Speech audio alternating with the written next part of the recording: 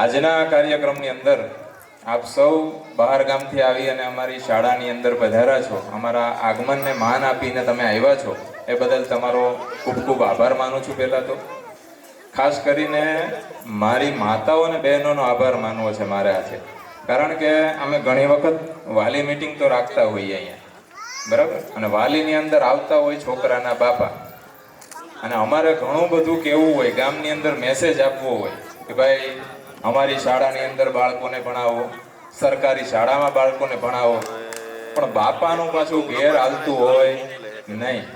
એટલા માટે આજે જે બહેનો અને માતાઓ હાજર છે એની અમને અત્યંત ખુશી છે. તમારો તો ખૂબ ખૂબ આભાર. વારંવાર આવા કાર્યની અંદર તમારી હાજરી અચૂક આપજો. મિત્રો, આ તમારી હાજરી છે એ ખરેખર બાળકો માટે બહુ જ અગત્યની વસ્તુ છે.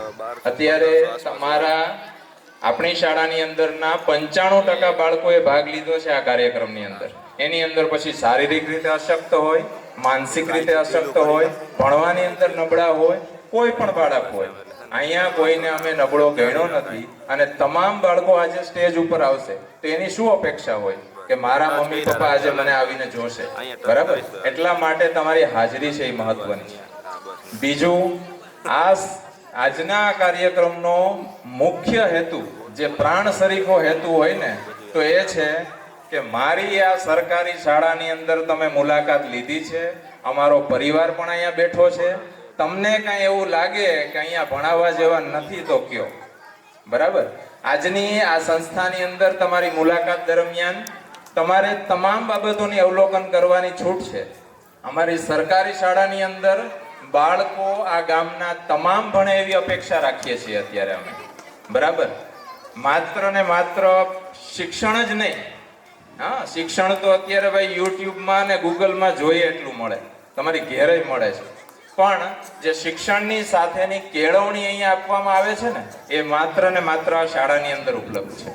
કેળવણી એટલે કેવી કે અહીંયા કોઈ બાળકને નબળો ગણતા નથી, તમે હમણાં જોયું જ છે. અને અહીંયાથી આ શાળામાંથી પસાર થયેલા વિદ્યાર્થીઓ પણ અહીંયા છે કે જેઓ કોઈને કોઈ ક્ષેત્રની અંદર આગળ છે, બરાબર? એ પછી ડોક્ટર હોય, એન્જિનિયર હોય, શિક્ષક હોય, ત્રણ જેસીબી ને હો ભેહું રાખતા હોય ને તો પણ એના ક્ષેત્રની અંદર આગળ જ છે. માત્ર ને માત્ર ગુણાંકન લાવવું એ મહત્વનું નથી બાળક માટે. જો હમણાં એક વાલી મારી નિશાળે છોકરાનું નામ દાખલ કરવા આવ્યા ને તો મને કે સાહેબ થોડોક નબળો છે, ધ્યાન રાખજો. હજી તો પગથિયું ચડ્યો નથી. હવે આવા છોકરાને તમે નબળો કઈ રીતે કહી શકો? હજી દાખલ જ નથી થયું. એટલે માતા પિતા તરીકે આપણી ફરજ અદા કરતી વખતે એક વાત ધ્યાન રાખજો, કોઈ બાળક નબળું હોતું જ નથી. તમારે એને પ્રેમની સાથે હૂંફાઈ આપવાની છે. આ તો તમે જ ઘરની અંદર નબળો સાબિત કરી દો એટલે છોકરાને નાનપણથી જ એમ થાય કે હવે આપણામાં તો કંઈ કાઢી લીધા જેવું છે નહીં. માસ્તરને શહેર હોય તો માસ્તર ભણાવે, હે ને, ઓલી રેલ્સ આવતી એની જેમ. તો ખરેખર આવું વાતાવરણ આપણે ઘરમાંથી ઊભું કરીએ છીએ અને એવું રાખવાનું નથી. આજે તમે અહીંયા જોયા છે, આમાં 2-4 છોકરા તો એવા છે કે જે પોતે વાંચન લેખન નથી કરી શકતા, છતાં કેવી સરસ મજાની લાકડી ફેરવતા હતા. તમે આ શાળામાંથી, સરકારી શાળામાંથી પસાર થયેલા ઘણા વિદ્યાર્થીઓ એવા હશે કે જે ઘણોય મોટો ધંધાની અંદર આગળ આવ્યા હશે. હોશિયાર હશે એ ડોક્ટર, એન્જિનિયર બન્યા હશે. બાકી નબળા હશે એ ગેરેજ નાખીને બેઠા હશે ને અમારા કરતાં વધારે કમાતા હશે. તો આમાં કોઈ બાળક નબળો છે એમ કઈ રીતના કહી શકાય? અને એના માટેની કેળવણી છે એ મારી દ્રષ્ટિએ સરકારી શાળામાં જ આપવામાં આવે છે. અહીંયા સ્વચ્છતા, શિસ્ત, સંસ્કાર આ બધાનું સિંચન થાય છે, નહીં માત્ર શિક્ષણ. એટલા માટે અમે આગ્રહ રાખીએ છીએ, 2 હાથ જોડીને આજે હું વિનંતી કરું છું કે તમારા બાળકોને અહીંયાની સરકારી શાળામાં ભણાવી. એક વાલીએ વળી મને એવું કીધું કે ભાઈ અહીંયા અન્ય બાળકોની સંગતે અમારો છોકરો ચડી જાય એટલા માટે અમે અહીંયા શાળાએ ભણાવતા નથી. તો ભાઈ, જો અહીંયા અમે સંસ્કાર આપવાનું કામ કરીએ છીએ અને સંગતે ચડતો હોય તો અહીંયા ચડવા દેવાય. સરકારી શાળાના બાળકો ક્યાંય પાછા પડતા નથી ને એનું કારણ એકમાત્ર એ જ છે કે એને અહીંયા હરેક વકલના મળી જાય. અલગ અલગ સમાજમાંથી આવતા, અલગ અલગ સંસ્કૃતિ ધરાવતા. એક દાહોદની 2 દીકરીઓ તો અમારે અહીંયા ફર્સ્ટ આવે છે, તો એની સભ્યતા લઈને અહીંયા આવે છે. એની સાથે આટલા બાળકો સાથે તમારું બાળક 8 ધોરણ પાસ કરશે ને તો એ ઘડાઈ જાય. એને પછી 10મું ધોરણમાં ફેલ થાય તો પંખે લટકવાનો વારો આવતો નથી. જ્યારે અન્ય સંસ્થાઓની અંદર શું થાય, ઇન્ટરવ્યુ લઈએ, ઇન્ટરવ્યુની અંદર પાસ થાય એટલે ઘોડા જેવા વિદ્યાર્થીને લઈ જાય અને પછી પરિણામ આપે. એ તો આવવાનું જ છે. અને અહીંયા તો અમારે સસલાને શિયાળિયા જેવા નહીં, ઘોડા જેવા બનાવીને મોકલવાના છે. આ અમારી કાયદેસરની સ્થિતિ છે.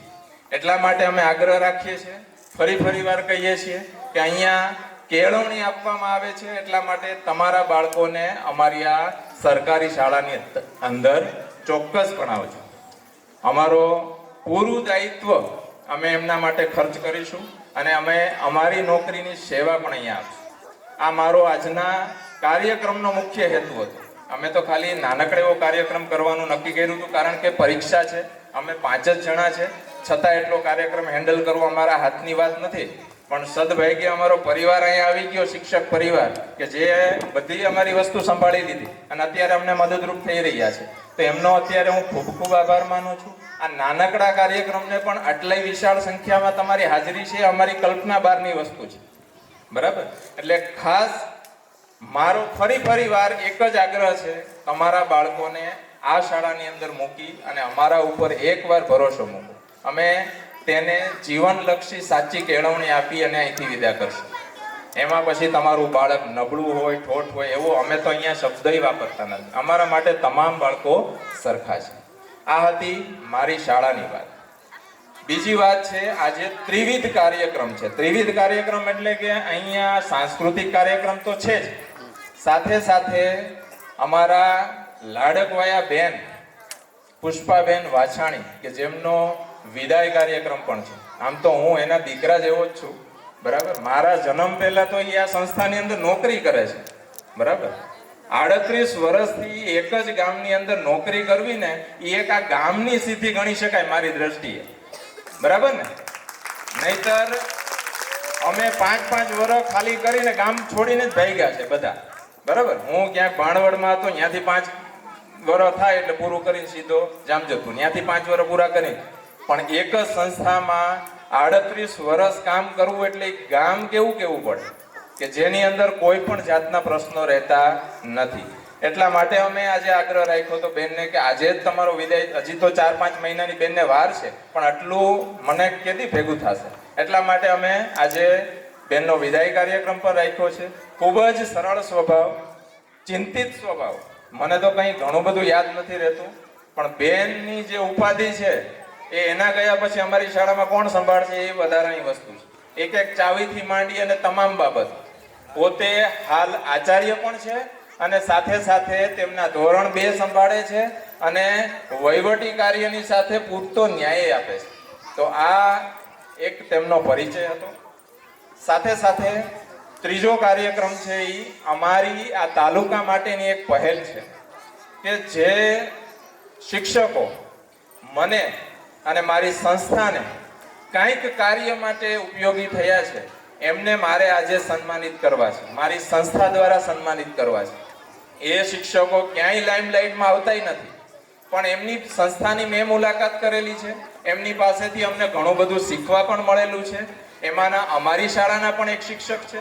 તો આવા 3 શિક્ષકોને અમે આજે અમારી શાળા તરફથી સન્માનિત કરવા ઈચ્છીએ છીએ. અને મને લાગે છે ત્યાં સુધી અમે આમંત્રણ પણ એવા શિક્ષકોને વધારે આગ્રહ રાખીને આપ્યું છે કે જેઓ શિક્ષણ ક્ષેત્રે કંઈક ઇનોવેટિવ કાર્ય કરે છે અને એની માધ્યમથી અમે કંઈક શીખીએ છીએ. એટલે પધારેલા મહેમાનશ્રીઓએ એક વાત એ પણ યાદ રાખવા જેવી કે તમારી દરેક બાબતોની અમે નોટ કરીએ છીએ અને સુધારાત્મક બાબતોની અમારી શાળામાં ઇમ્પ્લિમેન્ટેશન પણ કરીએ છીએ. એમાંના ભાવેશભાઈ મહેતા પણ અહીંયા હાજર હશે કદાચ. બરાબર? ખૂબ જ સરસ મજાનું કામ કરે છે શાળાની અંદર અને એમની શાળામાંથી પણ અમે ઘણું બધું શીખ્યા છે. તો આવું અલગ વિસ્તારમાંથી શીખીને અમે આ શાળામાં ઇનોવેશન કરીએ છીએ. તો એવા શિક્ષકોને આજે અમે સન્માનિત કરવા ઈચ્છીએ છીએ. તો અમારા પ્રિન્સિપાલ બેન પુષ્પાબેન વાછાણીને વિનંતી કરીશ કે તેઓ અમારી દ્રષ્ટિએ પ્રતિભાશાળી શિક્ષક કે જેઓ આજે ગોંડલના મૌવિયા ગામની અંદર રહે છે, નજીકની સાજડિયારી પ્રાથમિક શાળાની અંદર પોતે સર્વિસ કરે છે અને તમારામાંથી ગમે તે મિત્રોએ એકવાર તે શાળાની મુલાકાત લેવા જેવી છે. ખરેખર એમનું કામ છે અહીંયા પણ એવું જ હતું, કોઈ પણ વિભાગની અંદર એવું હતું, અને એમનો અમને વારંવાર લાભ મળ્યો છે. પોતાના પરિવાર સાથે આજે આવ્યા છે એની ખુશી છે. એવા વડુકિયા જયદીપભાઈ અત્રે આગળ આવે. અમારી શાળાના પ્રિન્સિપાલ બેન વાછાણી પુષ્પાબેન તરફથી તેમને મોમેન્ટો આપી અને અમે નાનકડું સન્માન કરીએ છીએ. જો કે સન્માનને ચાહતા જ નથી, તેમ છતાં પણ અમે એમને સન્માનિત કરીએ છીએ.